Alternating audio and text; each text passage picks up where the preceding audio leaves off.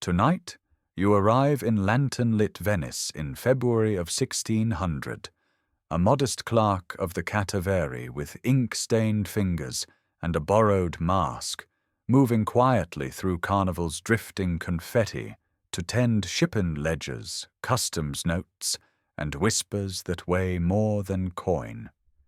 If you enjoy this gentle journey, please consider subscribing. It helps us make more stories like this one. Now take a deep breath, get comfortable, and let the hush of oars, the salt cool air, and the soft rustle of vellum and velvet ease you into a night of quiet intrigue. Venice in February moves at a measured tempo as Carnival stretches across its patient weeks, and your city grants permission to wear a second face. Behind a barter's jutting line or the oval stillness of a moretta, and beneath the dark sweep of a tabaro cloak, nobles and artisans can mingle with a polite pretense of not knowing one another.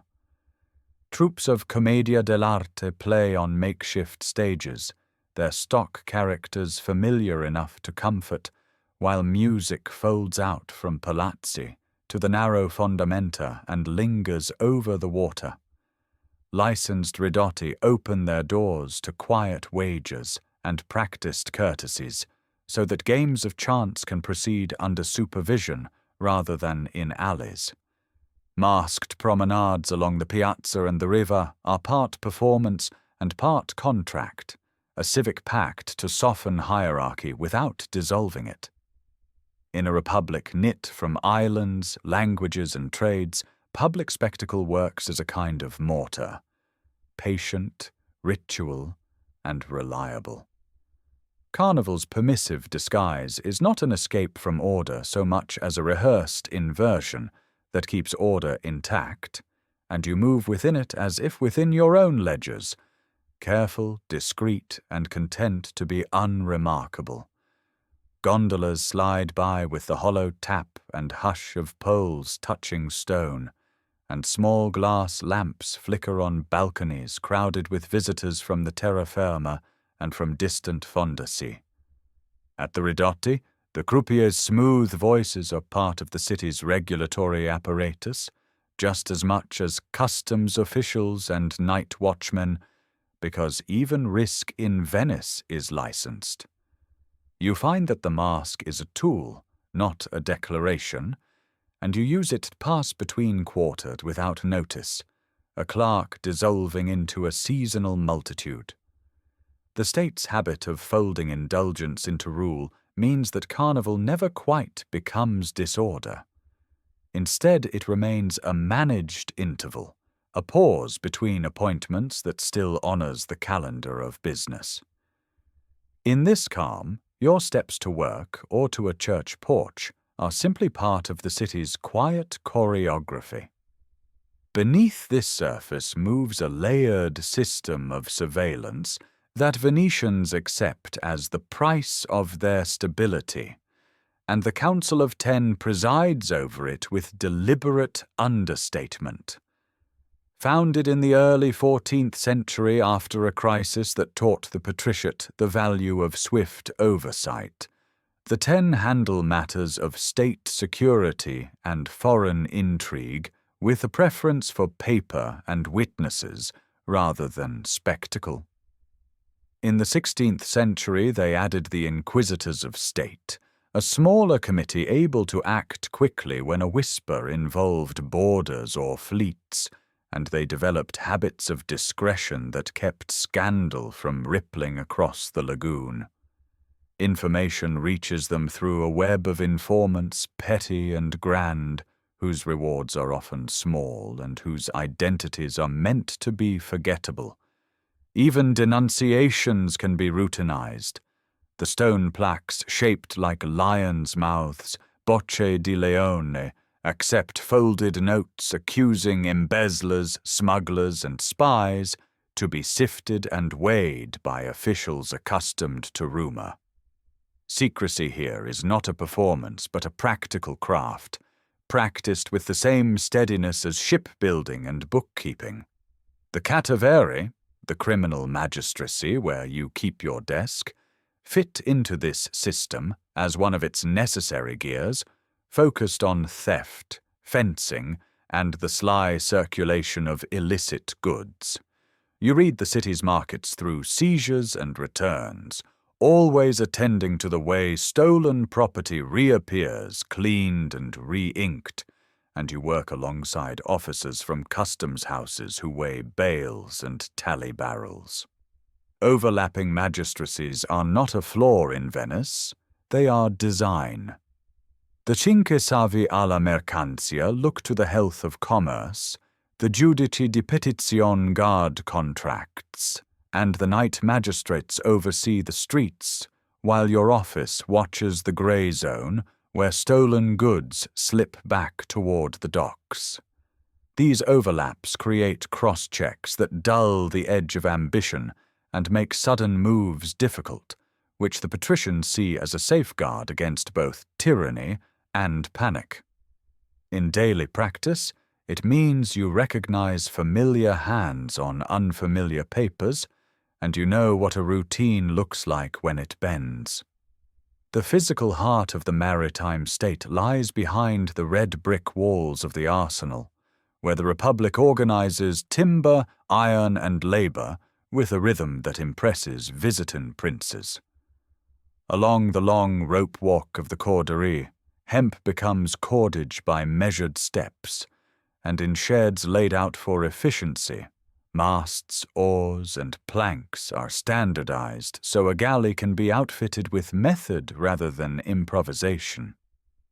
The arsenalotti, shipyard workers with guild pride and a taste for festivals of their own, move material through a system that is near industrial for the age, each component marked and logged. Convoy paperwork follows the same logic.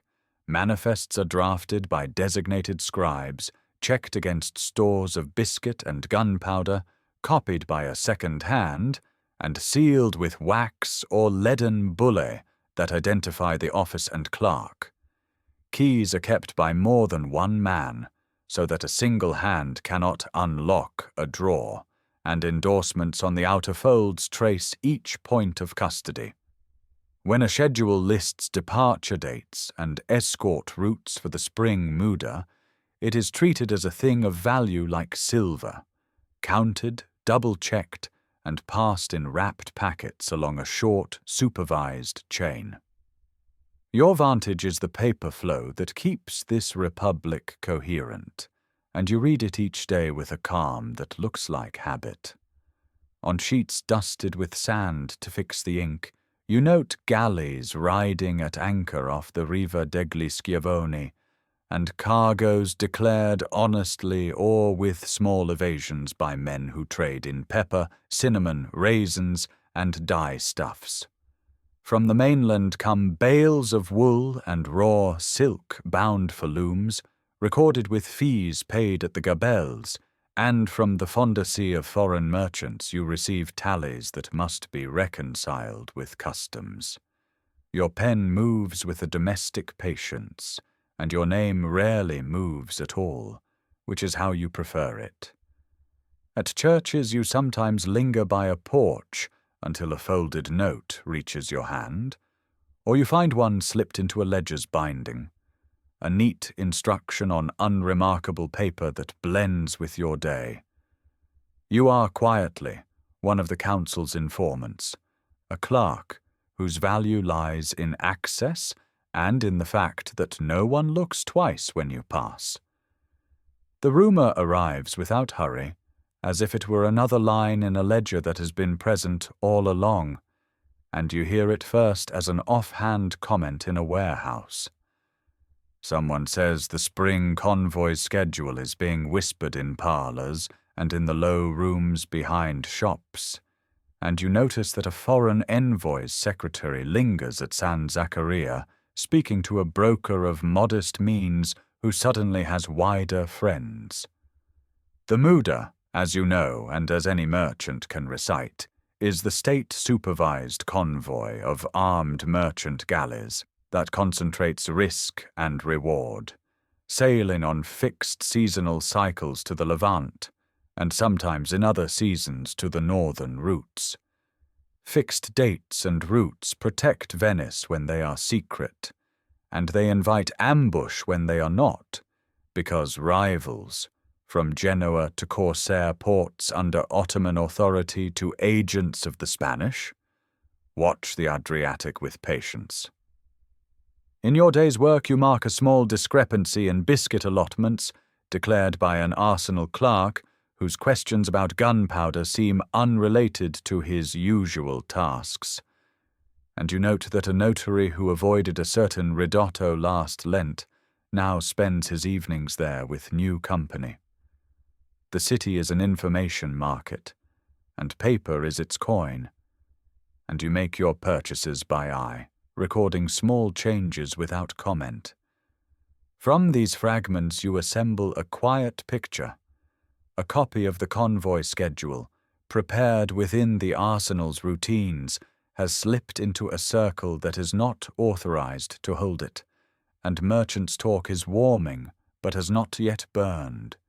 You pass the Bocca di Leone by the Doge's palace, where anonymous notes are gathered for the 10, and you think of how those sheets are sifted for malice and for truth, weighted like spices before sale. Your task, however, is desk-bound as much as it is ambulatory, and you consider which registers bear names that brush against the rumour's path, and which permit lists might be copied with subtle variations if the need arises. You do not hurry, because hurrying would ripple, and ripples draw eyes, and calm at Carnival's height is indistinguishable from ordinary pleasure. A seal on a drawer in your office is unbroken, as it should be, and the incoming post looks like any other, save for one folded slip tucked without flourish into the spine of a ledger. You set it aside until the room is empty, knowing from long habit that the next line you read will ask for quiet work done quietly, and that your tools, ledgers, lists, and the city's love of routine, are already in your hands. You receive the instruction as you prefer to receive all dangerous things, quietly, folded into the ordinary. In the side room near the Fondaco dei Tedeschi, where northern factors settle duties and you reconcile weights against entries, a familiar ledger arrives with the slip tucked into a gathering of abstracts. The paper is small, good rag stock, written in a hand that never pretends to be unique, and it contains only the necessary: recover the convoy schedule without noise, without panic, and without ripples that could disturb insurers or partners watching the Rialto. A token accompanies it, a wafer of plain wax with the private counterseal you have seen on earlier directives from the same source, not the Grand Lion, merely a sign used within the 10's secretariat to mark urgency. No names appear, and none are needed. The Council of 10 prefers to solve invisible problems with invisible hands, and it is understood you will work inside ordinary channels where you are already expected to be. You slide the slip into your own folio, note the ledger's pagination to erase any trace of disturbance, and exhale in the steady rhythm of a clerk for whom quiet is a craft. The Council's strength, you remind yourself, lies in procedures that leave few echoes. Depositions are taken behind shut doors by secretaries trained to listen more than to speak, and the minutes are kept in a narrow script that is legible to the office and to almost no one else. The inquisitors of state, drawn from within the same apparatus, can move quickly when a leak threatens the safety of the Republic, but they prefer speed without spectacle, a summons sent at dusk, a statement recorded, a decision sealed and filed. Compartmentalization guides everything, No single office holds an entire picture of trade routes, escorts, and provisioning, and ciphers reside with a handful of specialists who guard key tables like family property.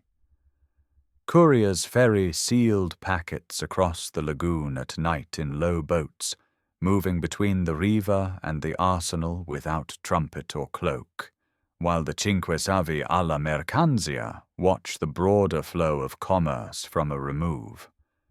Overlapping magistracies form a web in which clues rarely arrive as confessions. Instead, they appear as mismatches in tallies, an endorsement out of place, or a date written in a hand that does not belong to that room. The material culture of this web is precise enough to be a trap. Parchment is reserved for charters and oaths, but the life of trade travels on stout rag paper that takes iron-gale ink cleanly and keeps it for decades without fading. Wax seals are not decoration, but proof. Impressions from signet rings and office dies tell a reader where a sheet has passed and who took responsibility for it, while endorsements written crosswise in margins show a history of hands. Ledgers use standardized tally marks and abbreviations that make sense only when you have lived with them. A misdrawn stroke can betray a stranger. At the arsenal, watchmen at the gates note entries and exits of materials and men.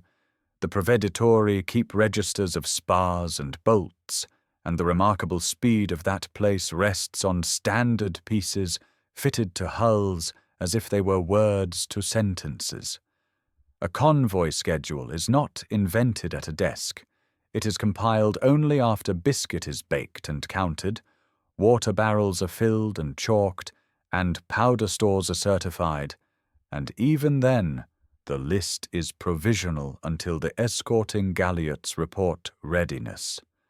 To touch such a document is to touch a chain of approvals, and you know that if you must imitate it, you must imitate not only the text, but the rhythm by which the text was born. You decide to lay a scheme suitable to a city of paper.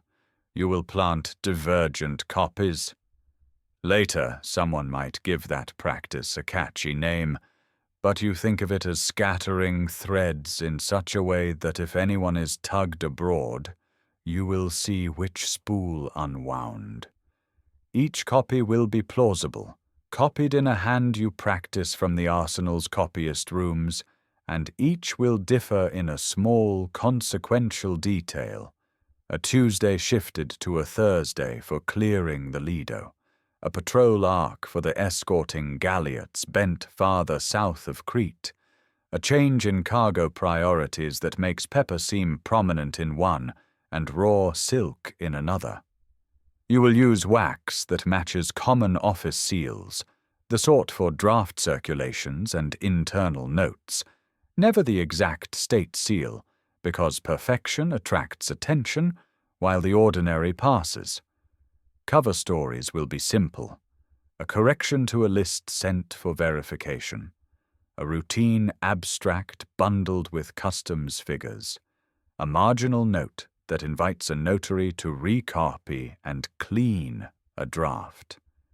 If even the true schedule has already been compromised, the presence of slightly conflicting schedules in the world will force any adversary to choose among them, and choices under doubt invite mistakes in rendezvous timing and ambush placement. The people who might bite are not villains in stories. They are working men with pressures. One Venetian merchant, often seen at ridotti tables where fortunes grow thin by lantern light, asked last week about the size of this spring's escort, and his bookman handles his papers with the twitch of someone measuring interest against debt. A foreign factor serving a Levantine firm whose galley missed the autumn convoy has begun to ask after customs abstracts as if logistics could be wished into retroactive order. A crisp schedule might look to him like time saved. A notary at the arsenal's bench, careful and capable, supplements his income now and then by copying harmless drafts for merchants who want neatness attached to their petitions. If a corrected draft crosses his desk with a marginal endorsement, he will do as he always does. A courier boatman, often seen near the embassy steps, carries sealed packets for secretaries without prying, and has no notion that a sheet inside one could matter more than another. He would sell nothing, but he would carry anything with a clean seal. You tailor content to each. Cargo notes for the spice-worried, escort rotations for the cautious, departure days for the man whose creditors watch calendars. You choose the Carnival's crowds and masks as cover, not for theatre, but because in this season an exchange is only another folded sheet among 1,000. All of this rests on an understanding of credibility. A schedule that looks right is more than penmanship. It is provenance that can be traced in a reader's mind to the right room and the right hour. You practice letter forms from the arsenal's copyists, the elongated S, the snubbed R, the way numbers sit slightly high in the line, and you stain a sheet's edges with a light dusting so it appears to have sat a night in a tray. You prepare endorsements written crosswise in the margins, using phrases typical of internal circulation, seen to be confirmed, copied for the office of the proveditore, phrases that forgive any smudge. You note the biscuit provision in the margin of one copy, to imply the list was delayed pending approval. You add a gunpowder count to another to suggest late readiness of the magazines. For the version that shifts the Lido clearance from Tuesday to Thursday, you add a routine fasting day reminder that justifies a change without raising alarm. For the version that bends the patrol arc south of Crete, you mention a rendezvous near Candia to lure anyone who reads routes as opportunities. Each variation is modest, and each could be defended if a question is asked, which is all a forger needs when the goal is not a spectacle but a nudge. You map your placements with the same calm that fills the tide between bells. The indebted merchant's bookman sends a boy each afternoon to a spice warehouse off the Salizada San Leo. You arrange for a folded correction, marked as a minor schedule update, to be tucked into a packet of invoices his boy will collect. The foreign factor attends a quiet chapel, favored by embassy staff for its shade. You slip a bundle of routine customs abstracts beneath the bench where he leaves his cap, the altered schedule sitting innocently among grain figures and pepper weights. The notary receives a draft that needs cleaning, with your crosswise note urging him to recopy and return. The altered cargo priorities ride there as if they were a scribe's small improvement. The courier boatman will be tested last, with a sealed packet from a friendly secretary that contains only the divergence in escort rotations and a banal cover letter, so that if it travels, you will know how. In your own notebook, you keep a line of ciphered marginalia, simple substitution you can hold in your head, linking each change to its path, so that when a version surfaces abroad, the branch that shook will be clear. And with these preparations laid, you let the carnival nights lengthen, and you fold yourself back into the ordinary, where quiet hands do their cleanest work. You move through the weeks of Carnival as one more quiet figure under a bauta and a tabaro, the plain white mask and dark cloak that level everyone into anonymity. In Venice, the mask is permitted at set times, especially in the long season from winter's holidays to the eve of Lent, and even as the city grows louder each night, the rules of courtesy persist. A lowered head, a soft signor maschera, acquaintances politely pretending not to recognize one another.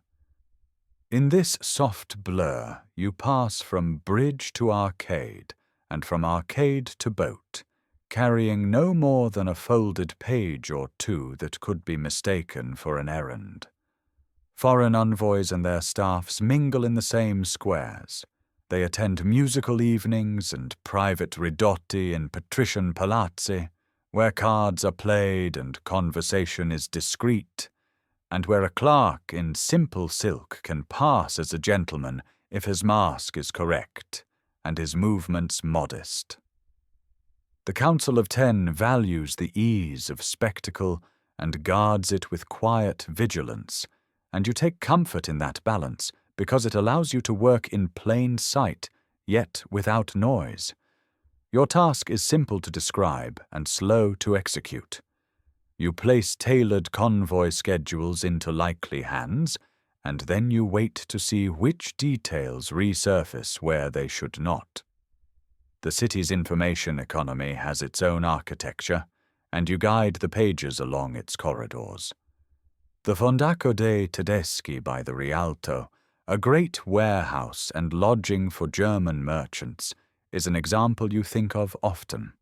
A hub for trade and a gate for letters, where customs are paid and correspondence can be watched without being stopped.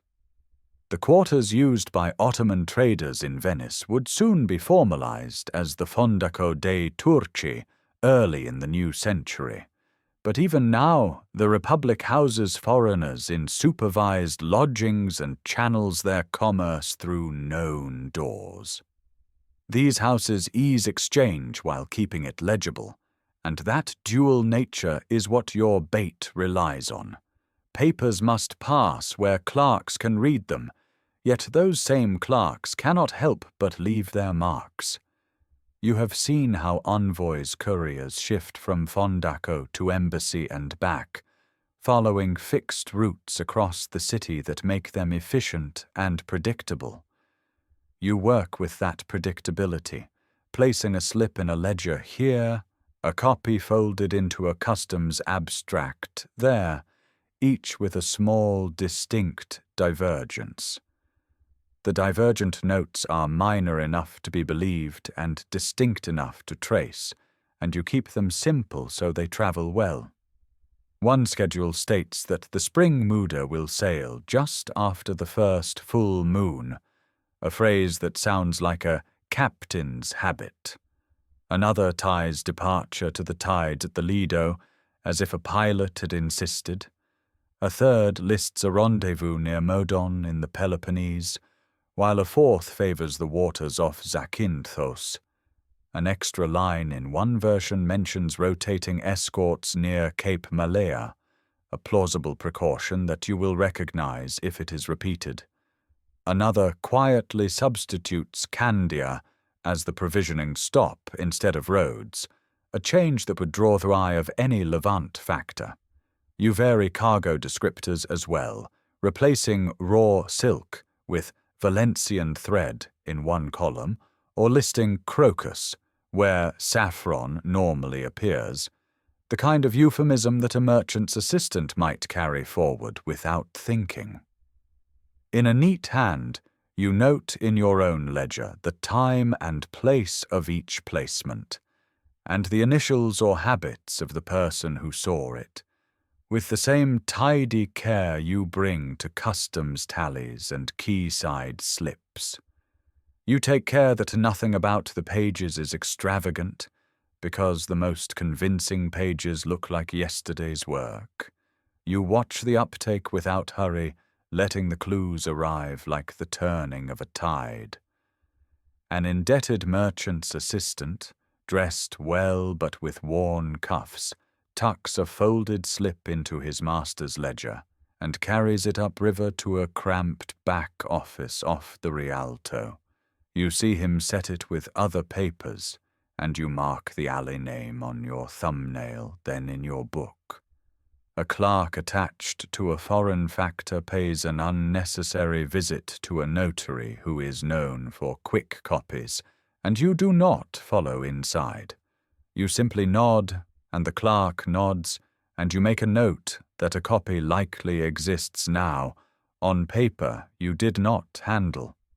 Days later, a small draft you are not supposed to see passes your desk for an instant, and you find in the margin a flourish on the letter G that you know belongs to a particular arsenal notary.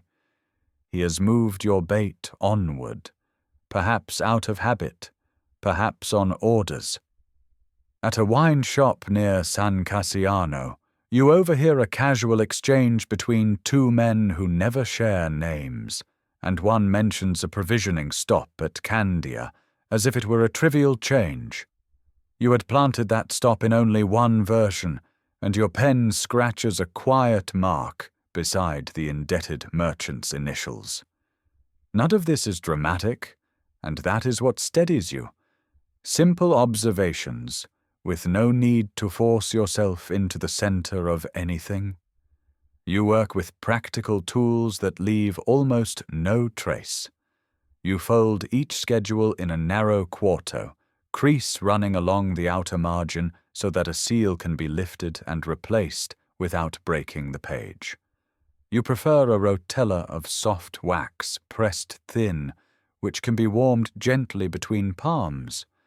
A small piece of bread, chewed and made tacky, lifts the seal cleanly if a signet must be reused, and you prefer this to knives because it keeps the paper's fibers smooth. You weigh packets in your palm before you deliver them, memorizing the heft of what is ordinary in that office, so a packet that is heavier by a copy or lighter by a missing enclosure draws your attention when it returns.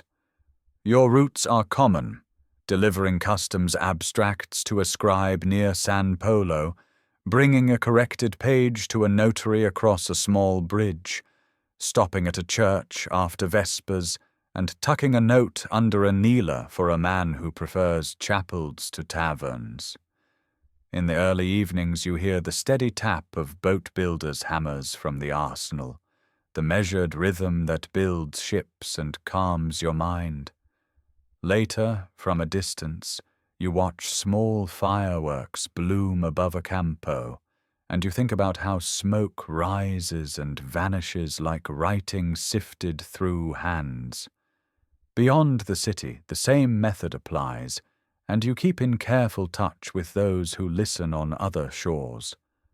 A friendly factor who manages correspondence to Corfu and Crete agrees to note if any schedule bearing Venetian phrasing reaches rival agents in those ports, and you never ask him for more than that. Soon a coastal contact in Corfu reports, almost apologetically, that a Genoese correspondent has mentioned a provisioning stop at Candia in connection with the spring convoy. Because only the indebted merchant's variant contained that detail, you mark his network as compromised.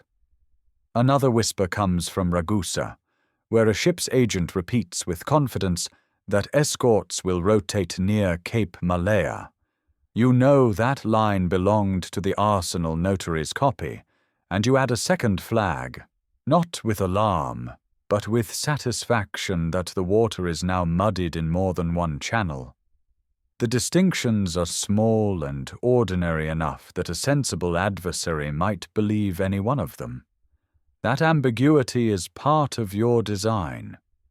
You do not need to know which agents believe what, only that they are not all reading the same page. The city accepts your patience and gives you what you need in slow measure.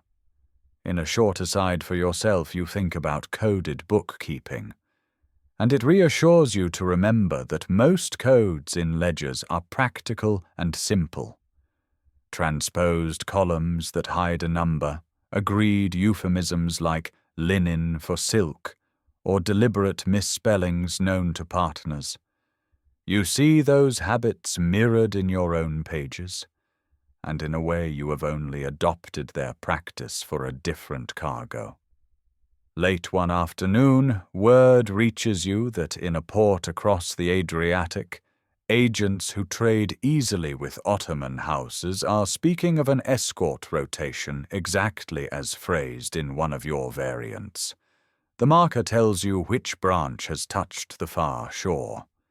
At the same time, within Venice, your eye catches a courier boatman pausing under a shadowed arcade near San Lorenzo to speak with a secretary whose cloak is too fine for the hour. Their exchange is brief, a satchel shifts from one hand to another, and you note at once the careful way the secretary keeps his palm over the seal, the way a man does when the paper inside is not his to show. You understand that one branch of your trap has revealed the guilty network, and yet another hints that the genuine schedule, the one you have not yet replaced, may already be on the move toward a courier who intends to depart before dawn. And so you turn, still masked, toward the next quiet step. News arrives as gently as mist, yet it settles with certainty. A factor you trust in a Levantine port reports that agents tied to Genoese houses have argued over a rendezvous off Zante that appears in only one of the variant schedules you slipped to the circle of a merchant drowning in debt.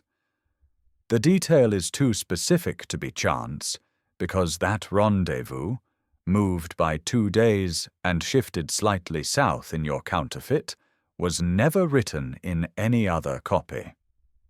A routine letter carries the hint in a line about provisioning for the later anchorage, a phrasing you taught the factor to use when something merits your attention, but should not alarm the censor who opens mail.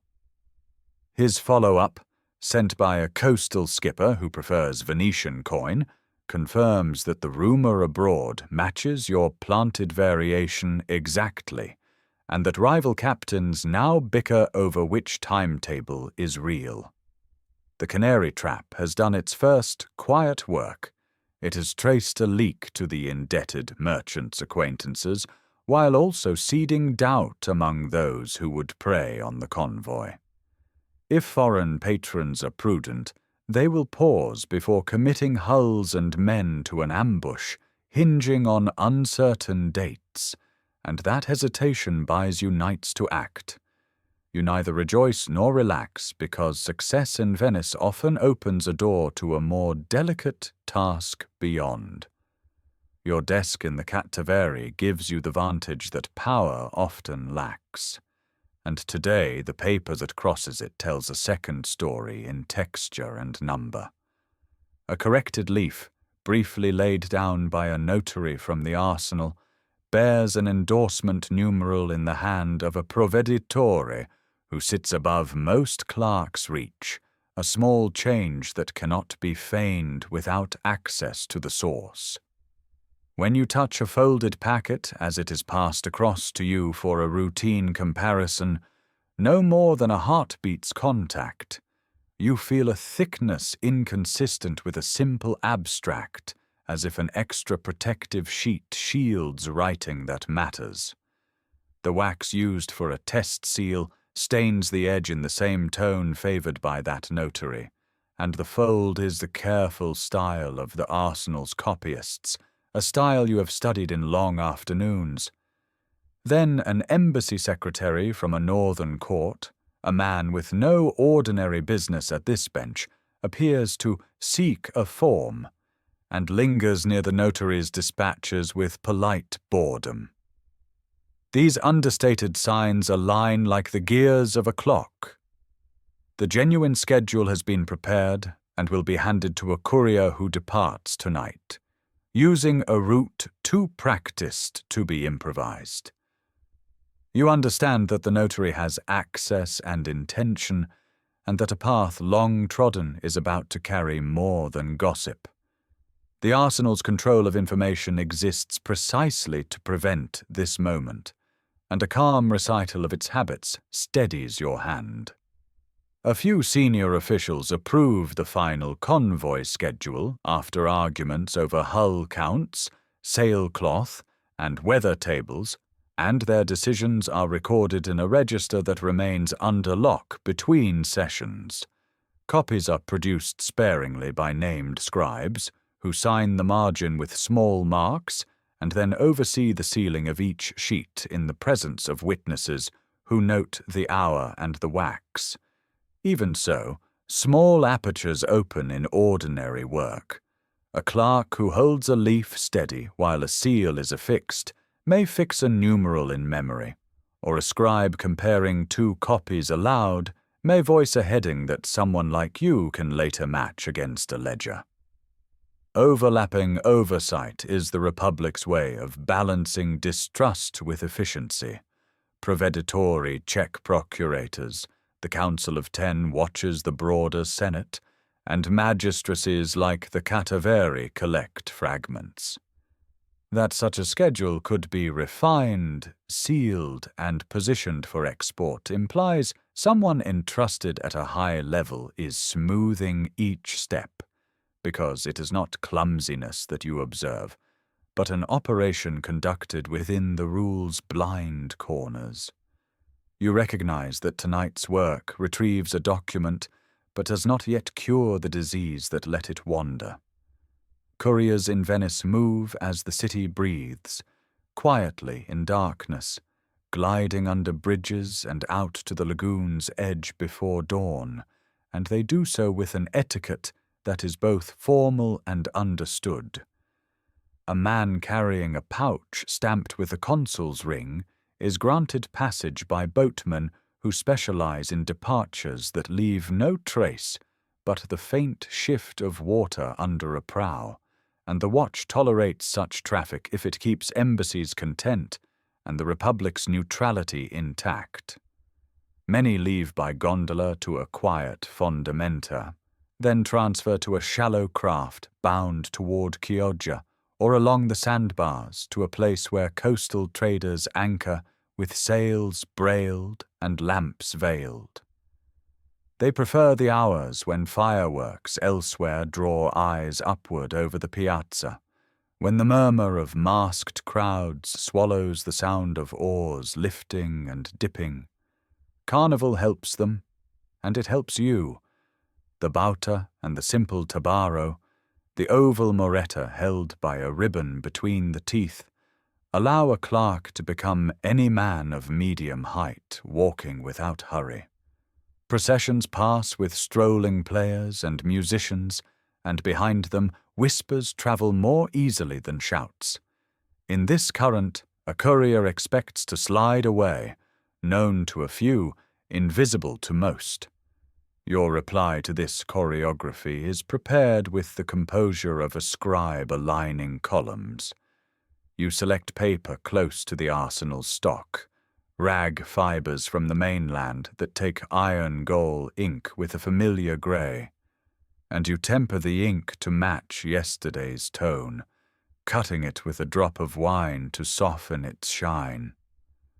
The margin marks echo the arsenal's, but you adjust a quill's bite to avoid a traceable sameness, and you imitate the running header used in that office while folding the sheet in the right direction so the watermark falls where a careful eye expects it. The content introduces only gentle misdirections. A departure hour slid toward the afternoon when pilots prefer morning light, an escort rendezvous offset far enough to waste an adversary's time, but not to invite friendly galleys into harm. You take care that nothing you alter would draw Venetian captains into a false harbour or a shoal, and you leave the larger rhythms credible. The packet is dressed with the same thread and the same dark wax that the notary favours, and an impression fashioned from a borrowed seal face matches the general outline without copying the flaws that would betray you. Your route to the meeting place winds along alleys where lanterns hang sparsely, and you time your steps to the toll of the campanile and the soft concussion of fireworks that erase small sounds. The alley chosen for the handoff is modest and professional, a passage between a candle-lit warehouse door and a water gate, where a single gondola waits with ore shipped. You shadow the expected path without haste, because the courier will arrive by a clock that favors habit over novelty, and the notary's boy will have left the satchel at the agreed bench. A boatman you once shielded from a fine, his debt to you paid in discretion, creates a moment that belongs to you by drawing a watchman 2 houses down to mutter over a loose mooring. In that breath of inattention, you sit as if to rest, ease open the pouch with fingers trained by years of neat folds, and exchange the heavy interior for your prepared packet with edges aligned as if they had never been parted. The wax on your substitute is unbroken, the thread knotted in the same spare pattern, and your hand smooths the leather as though checking a binding. The courier, who has waited at the water gate with a hood pulled low, receives the satchel from the notary's boy and nods, seeing only what he expects: weight, seal, and routine.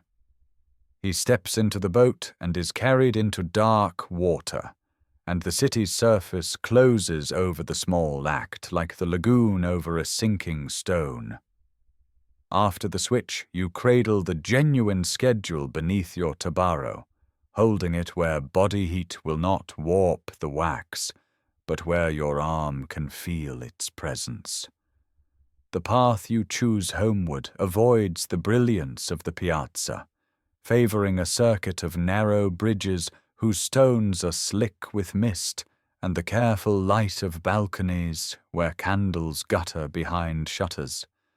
Gondolas pass like shadows, their lanterns trembling on the water, and your footsteps stay within the rhythm of many anonymous feet. Carnival's music reaches you as a softened hum, distant enough to be soothing, near enough to justify any mask and any late hour. You think of the overlapping hands that helped this packet nearly leave the city, official, notary, secretary, and you accept that the notary is a channel, not the spring. The sophistication of the changes, the precision of timing, and the calm with which the steps were taken point upward, toward an arsenal figure whose name does not appear in your ledgers. You keep your breath even and your pace measured, because tonight's quiet work is done, and dawn will ask you to place this schedule on a superior's table while bells carry over the water. The final watch of night carries you along the flagstones while the city exhales from its long revel. Bells move across the lagoon in measured waves, softened by mist that lingers at the fondamenta, while fishermen lift wicker creels at the markets and test the edge of their knives in quiet ritual. Paper roses lie flattened in puddles beneath colonnades, and wax from last night's lanterns holds the imprint of shoes that drifted home beneath masks. The piazza is still sprinkled with confetti, but the arcades murmur with broom bristles and the hushed talk of porters who know how to keep the world steady between feasts. You keep to the shadowed sides of bridges, not hiding, simply practicing the ordinary discretion that keeps your face a passing shape. Your route bends away from the council chambers proper to a neighboring room used for work that should not scuff the marble, an antechamber where quiet deliveries preserve the dignity of official halls. The office smells of tallow and damp vellum, a practical air that announces that its walls are for traffic, not ceremony. Your superior in the council's orbit waits with the calm of a ledger, balanced to the soldi, neither pleased nor displeased, only precise. You set the satchel on the table, unbuckle the strap, and draw out the packet you retrieved beneath Carnival's last fireworks, the cords unknotted with your thumb's memory of the knot you retied around the forgery. The sheet on top carries the arsenal's register number in the upper left margin, rubricated in the same hand that tallies armament stores, and it aligns with the choir marks you know from earlier season schedules. The script itself is the work of a senior copyist whose fine, compressed chancery strokes in the letter G betray a habit learned under an older master. The abbreviations for convoy captains and victualling notes match the house style. In the outer margin, a familiar ladder of endorsements runs downward. First the licensing note, then the initials of a provveditore, and lastly a small cross to signify countersignature by a Savio responsible for naval orders. It helps to remember what this paper represents, because the paper is unadorned and easily overlooked. The spring convoys to the Levant, the muda, are the backbone of Venice's wealth, a choreography that carries pepper and indigo, Syrian silk and Egyptian sugar, along with raw copper and bars of coined ducats outward, and returns with goods whose resale feeds private fortunes and the state's taxes in a single current. The schedule is more than dates. It is the hinge between weather and wariness, balancing the Adriatic's winds, known pirate seasons, and the prices waiting in Aleppo, Alexandria, and the islands that still answer to St. Mark. Predictable timetables are both a virtue and a risk, since traders and insurers plan around them, and enemies read them as invitations. Venice's answer has never been secrecy alone, but convoyed defense backed by routine, inspection, and the promise of swift, quiet correction.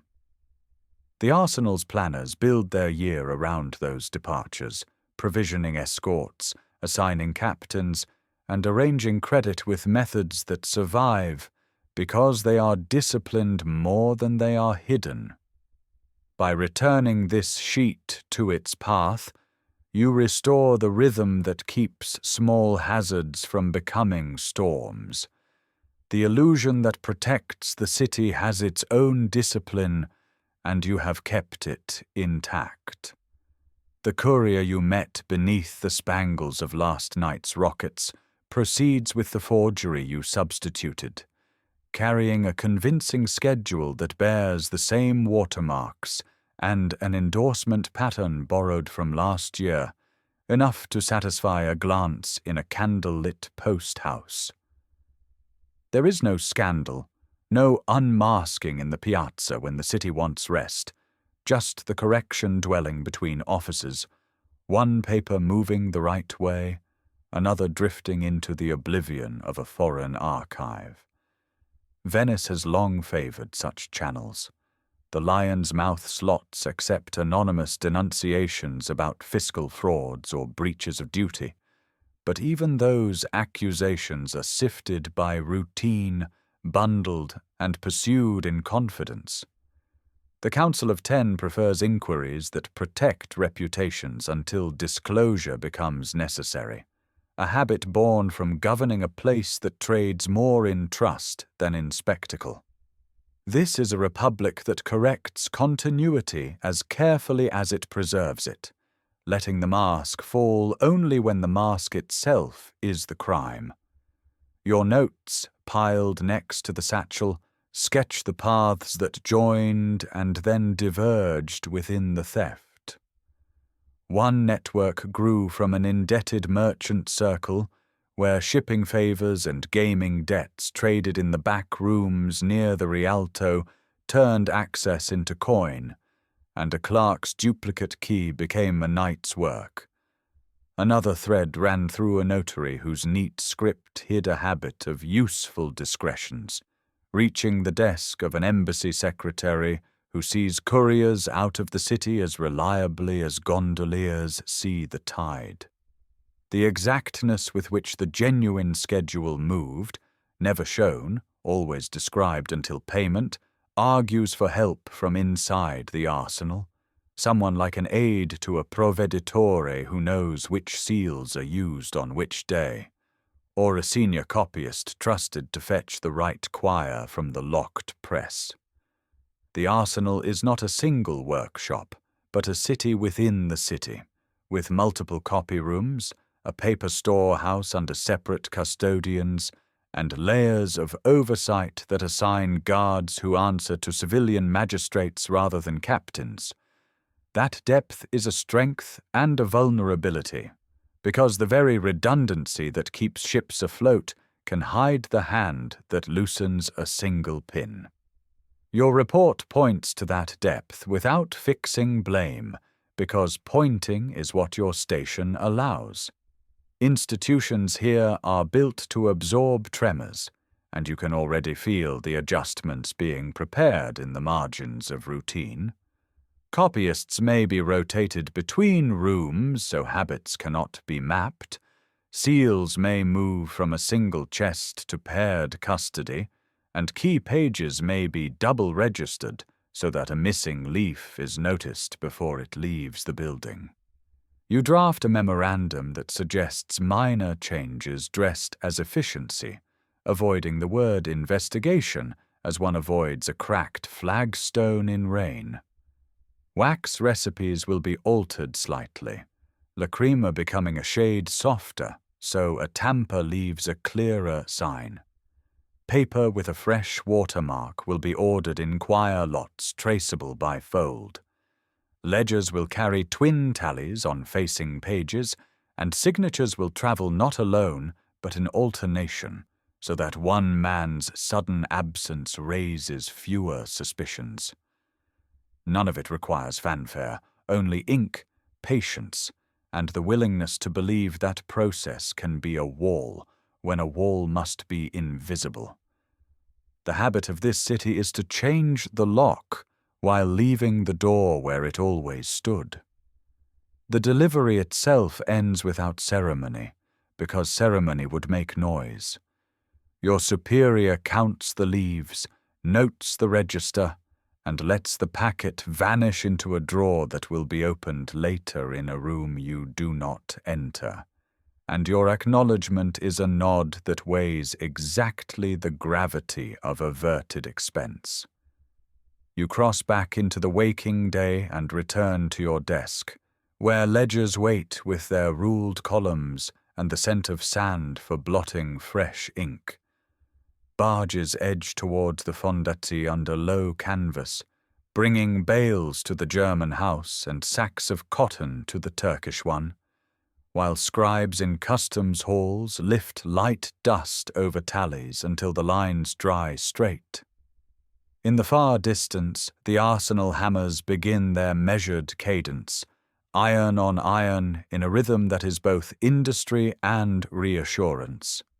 Your authority is small, but you read people as you read paper, attentive to loops and pauses, to what a hand reveals when it thinks it is being neat. Masks have been useful for a season, and now they go into drawers while procedures continue where the city can see them. A few notes settle the mind as the bells finish their morning course. Venice's intelligence habits are less theatrical than the courts where favorites write cabals onto ribbons. They are bureaucratic and documentary, built from a culture that files what it fears and numbers what it needs to remember. Rivals like Genoa and the Ottomans have their own webs, knitted from consuls, dragomans, and ship captains. They read, pay, and listen just as you do. The difference here is a measured calm that turns continuity into a kind of defense, because a city that does not startle is harder to push. Light moves out across the lagoon and settles on the water as a thin plate of silver, and you let the sight mark the end of one season's tension. The convoy will sail on the appointed day, and men who have never seen the schedule will still set their watches by it, because the institution is the clock. You turn a page, draw a line, and begin the next entry, ready for the year to circle back to masks and papers that move, as always, in careful hands. Night recedes from Venice the way a tide leaves filigree on sand, and you stand in the hush between bells, when even the gulls take a breath. Carnival thins to its last threads, powder brushed from cheeks, masks folded along their creases, and the city reveals the face it always keeps, the practical one, stitched from ledgers, oaths, and the mild clatter of keys in iron locks. Here, rumour is as much a commodity as pepper and silk, a cargo brokered and weighed, and you have learned to move it with the same steady hands a pilot keeps on a tiller. The Republic endures because people forget themselves into their roles. Mariners into courses, scribes into lines, magistrates into statutes. The Council of 10, so often imagined as a single gaze, is really a mosaic of careful glances, each flawed, each necessary. You are one of them, not for glory, not for the parades, but because the lagoon requires gardeners as much as captains, people who trim the reeds of falsehood and let the tide pass where it should. A paper folded correctly can be as seaworthy as oak. An inked correction can be stouter than a battlement if placed with patience. In this city, anonymity is not emptiness. It is breathing room. A plain mask lets you listen. A borrowed name softens the echo of your own. Under arches streaked with salt, near the Chancery's cool stone, you have felt the power of a whisper that chooses where to land. It is not coercion, not thunder. It is a door eased closed so that draughts do not stir the flame. The craft is in letting others keep their dignity while nudging the world a finger's width toward safety. Outside, barges lean against the fondamenta. The arsenal will begin its day with measured hammer blows, the same cadence that once taught the world what standard parts can do when a republic decides to measure twice. The spring convoy will slide out under plain words, departure, victualling, tonnage, unremarkable to anyone who has never watched a chart unfurl like a sky. Somewhere beyond the Lido, routes will braid and unbraid with the currents, and captains will read the wind in that old way mariners do, with a humility that keeps them alive. You know now, that knowledge is gentler than power and steadier than alarm. It resists spectacle. It prefers pens to pikes, lantern oil to fireworks, the memory of footsteps on worn thresholds to proclamations. If there is a prayer in your trade, it is that quiet things matter. The pause before a signature, the choice to walk the long way home, the discipline to let another keep a harmless fiction. Let the last masks sleep in their boxes. Let the canals settle to that soft pewter calm. You will return to the desk where margins cradle small notations, to the coffee warmed over a brazier, to the arc of routine that makes a harbour of each morning. The bells move again, one tower to another, as if calling and answering across an invisible map. You hold your breath with them, then let it go, and the city breathes too, measured, unafraid, afloat on water, and on trust.